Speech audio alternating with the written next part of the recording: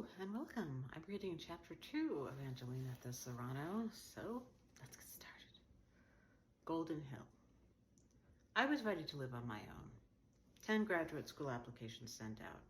10 schools, one of whom I hoped to attend. For an MFA program. 10 hopes. I would take any of them. One final option still fluttering out of reach. I wanted that MFA. I moved into a shared apartment in Golden Hill. My mother took a photograph that day. I stood against the wall, my face tilted sideways, one arm behind my back, the other free at my side, the Valley of the Dolls record cover visible behind me. The cellophane sleeve caught the light, sent tendrils of iridescence across the pink boudoir on the sleeve. Behind me was a painting, a woman in a slip, sunglasses, a martini glass in sharp relief. A queen of spades, a shot of a downtown Portland stairwell, layer upon layer of typewritten text over her body, the curtain, the shadow of her clavicles, a canvas. I hauled it from Portland to San Francisco, now to the Golden Hill neighborhood of San Diego. The walls of my new apartment were white and clean. The red silk screen on my shirt was stretched and worn. My eyes were clear. By now, my arms were clean of yellow-purple tracks. My nose hairs were growing back. I felt that I might be able to refuse the offer of a line. Perhaps. Probably, if offered by a future dorm mate. Alone that night, bits and drifts of the past. I held my feet together, pushed back the top of the sheet. Ants, spiders. My air mattress was shoved on a corner. Spider webbing above and below. If not now, when? When would life begin again? I got out of bed, pulled upright through the humid air. Global warming. The ceiling fan whirred impotently, shoved the hot air around in little circles. Bars on the high windows showed bougainvillea and ferns. All I could do was write Jet Set Desolate now. All I could do was sit in front of the old Dell desktop that I dragged back from San Francisco. Pour out all the memories. Blood beads around needles. Lines of speed done off of beat happening CDs. Nothing was happening here, except me. Waiting. In this little apartment I shared with an uncommunicative guy. Waiting for my life to start. Walking past the neighbors' houses. I drove to work in a 1979 Oldsmobile. My grandmother left it to me. Sat in the hot velour back seat and on my lunch break, scribbling about how my life had been once. How I'd grabbed risk, desire, pain, been poisoned right out of town. Walking down the alley behind the apartment complex, the smells hit me first. The smell of red meat, the luxuriant steak smell from the turf club, blanketing the intersection in blood. Then the heat and flowers warmed together, interlocking. The heat bled into flowers as I traipsed down the sidewalk, vodka under my arm, a greasy bag of tamales in my hand. From Ernesto, at the corner stand, on 25th and C, big coolers with steaming pork, green chili, and pineapple. Hot pineapple tamales were, to me, the it snack of the summer. I thought about tamales. Turned the corner into Giroco's Market. From the corner of my eye, I caught a stubby, homeless man gesticulating, demanding rum. Demon rum. I am alone. I went back to my new apartment in Golden Hill. Raspberry Boru vodka, $9.99 on sale. Put it in a tall blue glass with lemonade. The screen door shoved open, slightly. Someone tapped. I heard, "Lena!" My neighbor friend Micah tiptoed in the door. He dropped in after work. I had alcohol. Micah slid off his sunglasses, slumped onto the blue canvas couch. His seersucker pants were bleached out fresh. He pulled off his straw hat, sat it on the battered desk with the record player and the Manchester chimes. A purple bob mannequin head watched us from a corner vantage point. 3 malnourished fish whined from the tank. I asked, "How's things?" "Dreadful, it's so tragic. My therapist won't push through my disability. I don't know how I'm gonna make rent." Cocktail? The blare of the ferns outside iced with sun. "Oh, I padded, barefoot, nails cracked and infected, to the narrow kitchen. Warped cabinets filled with empty Trader Joe's bag boards with flies. And the cabinets, cut blue glassware from the Tenderloin Goodwill.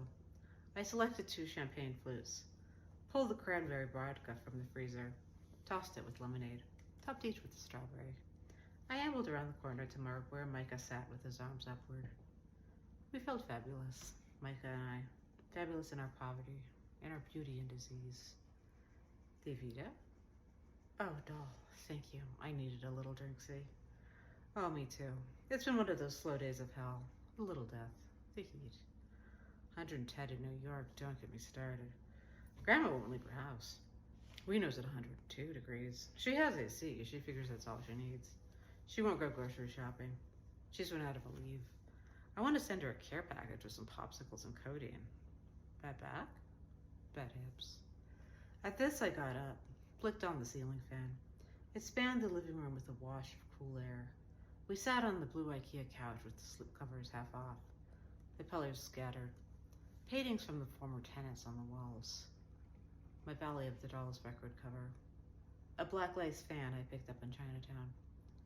My roommate's broken end table, covered with skate stickers hunkered to the left. I slumped down on the couch next to him, set my vodka on the table. Michael leaned back. Oh, it's so much better. He ran a hand through his salt-dashed hair. Do you think I should just cut it? I mean, do you really think so? I don't know, it's just not Versace enough. Versace what? Oh, I didn't tell you. Yeah, I used to be a Versace model in Miami, back in the 80s. Print, not runway. I was too short. Oh, how fabulous for you. The bars on the windows rattled as the police car squealed by. I watched the red stripes as they sliced his face through disco ribbons. How was Versace? Oh, I suppose. It was all that you would imagine, but then the bubble got old. It's like, you have your bubble. This is my bubble. I have my apartment. It's my bubble. I leave for wine, toilet paper, and tamales. That's it. That's it? Oh, yeah, to go to work. Pesky that. He drew his hands around his body like a dewdrop. In the bubble. Yes, I'm in the bubble. Could you, dear? He gestured with his glass. Yes, dear. It's all in the bubble. Now, outside of the bubble, could you know where to get some?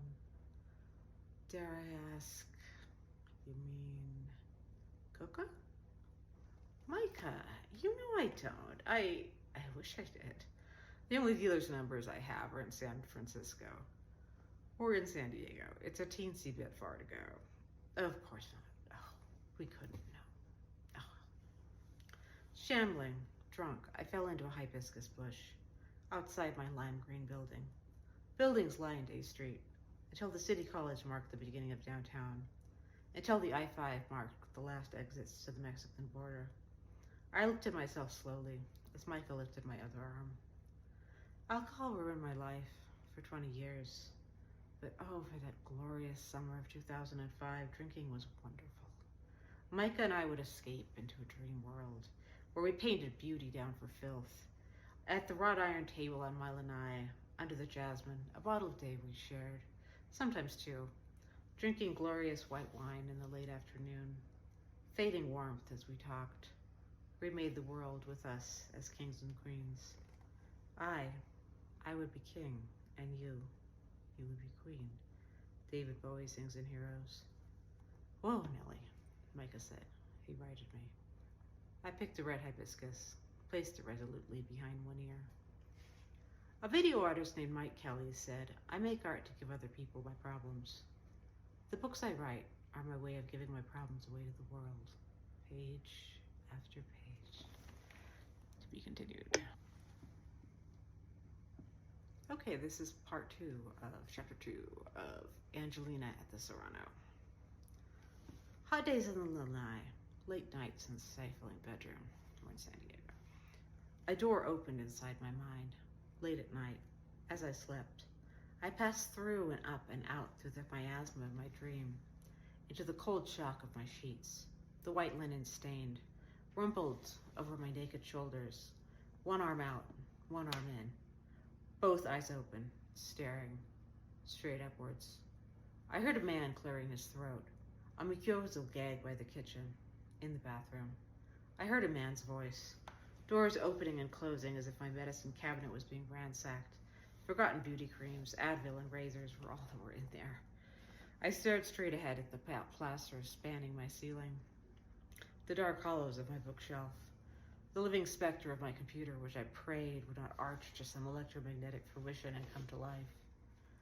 I was alone in my Golden Hill apartment, with the puppet from Bali Brady gave me hanging on the wall, huddled silent in bed, my eyes moving frantically back and forth. The terror ricocheted. I heard a door in my apartment open. It closed, thumping, shuddering, an echo, a bang that seemed to go into another bang and another. Another door closed loudly. I realized it was the front door. The intruder left. An hour passed. 2 hours. 3 hours.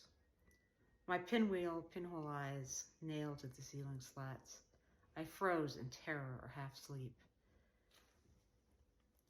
The shade of dawn outside got brighter. Morning came. The sweat and terror came back. I knew I had to run. I rose in the dark, fumbled for the pants and blouse I laid out for work, pulled them on, pelted towards the door. I glanced around the dark patio. Dew glistened in cobwebby ferns, the sallow promise of begonias, the gargoyles of the hibachi. I turned, set one foot ahead of another through the garden gate, under the ivy arch, down the cobblestone path marked by puddles, along the sidewalks where ants and hibiscus thrust sharp stalks and rot. The pit bull in the corner house threw itself bodily against the chain-link fence for all that was reinforced with scrap lumber. The neighbors kept a kiddie pool for the cur to bathe. I jetted off the curb, across the street, to Micah's gate. His apartment complex was gated, like I wished ours was. Micah and his boyfriend lived in the center tower, the Avita apartment, he called it. 2 Spanish-style buildings full of teenage SeaWorld acrobats flanked them. It was a peach of a courtyard with their central tower, French doors opening onto a balcony. I rang the doorbell, yelled Micah's name. My voice was loud in the courtyard, on the grass, the stuck-wing brick, echoing damp to the moon.